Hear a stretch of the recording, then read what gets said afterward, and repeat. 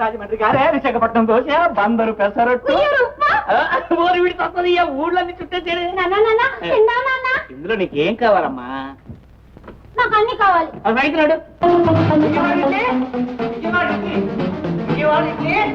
విజయవాడ ఇడ్లీ విజయవాడ ఇడ్లీ విజయవాడ ఇడ్లీ. ఏమైంది?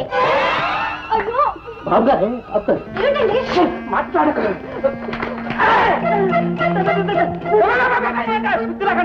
గూడ్స్మెన్ సంటింగ్ లాగా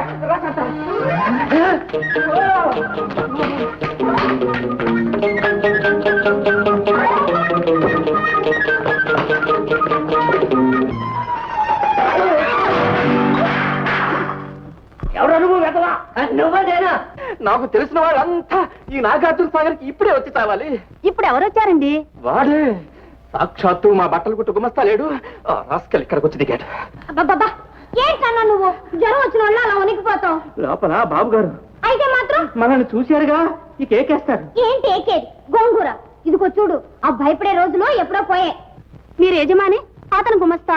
మీరు అతన్ని చూసి భయపడాలా, అతను మిమ్మల్ని చూసి భయపడాలా? కరెక్టే, కానీ నాతో నిన్ను తీసుకొచ్చానే. అంతేగా, ఊళ్ళో వాళ్ళ సొమ్మంతా దోచుకు రాలేదుగా. ఆయన తమ్ముడికి నువ్వు కాబోయే మామగారు.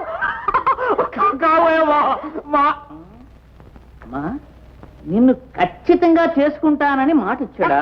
ఖచ్చితంగా ఏంటన్నా, కళ్ళు మూసుకొని పంచభూతాలు సాక్షిగా నన్నే పెళ్లి చేసుకుంటానని. నన్నే పెళ్లి చేసుకుంటానని కాదు, నన్ను ప్రమాణం కూడా చేశాడు. ఇక నువ్వు ఇక నువ్వు వెళ్ళి ధైర్యంగా మొగోళ్ళ మాట్లాడు.